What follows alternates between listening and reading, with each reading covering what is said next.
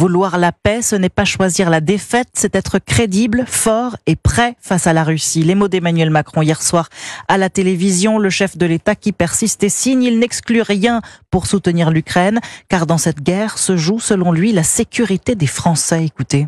Je vous le dis avec la plus grande solennité, ce début d'année 2024 doit être pour nous celui du sursaut. Parce que si la Russie venait à gagner, la vie des Français changerait. De quelle manière ? Nous n'aurons plus de sécurité en Europe. Qui peut penser une seule seconde que le président Poutine, qui n'a respecté aucune de ses limites et aucun de ses engagements, s'arrêterait là? Il y a un danger existentiel pour la France. La sécurité de l'Europe et la sécurité des Français se jouent là-bas.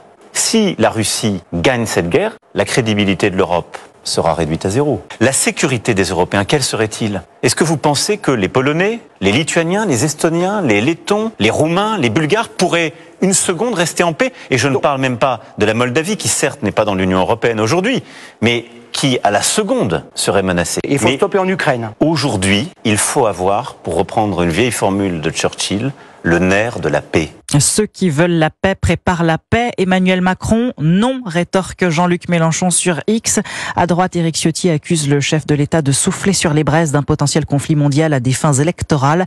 Jordan Bardella, lui, dénonce une irresponsabilité et un cynisme qui a de quoi inquiéter les Français. Mais c'est dans ce contexte de tension, alors que Vladimir Poutine a encore menacé la France il y a quelques jours, que le maître du Kremlin joue sa réélection. Oui, les bureaux de vote ont ouvert hier soir dans l'extrême-orient russe, à Vladivostok, 7000 km à l'est de Moscou. Le scrutin va durer 3 jours, tant le territoire est immense.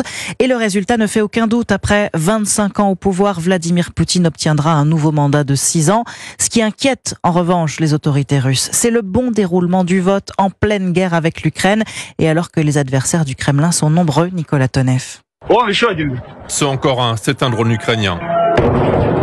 La scène se passe à Ryazan, au sud de Moscou, il y a 48 heures. La guerre se ressent alors que le pouvoir dit garantir une vie normale, surtout pour aller voter.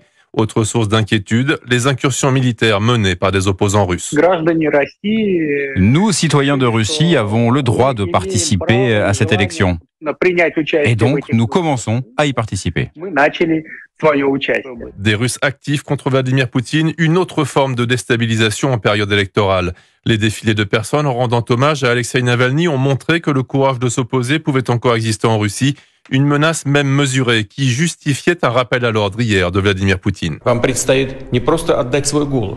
Il ne s'agit pas seulement de voter, mais d'exprimer clairement votre volonté personnelle de participer au développement futur de la Russie, parce que les élections, c'est un pas vers le futur.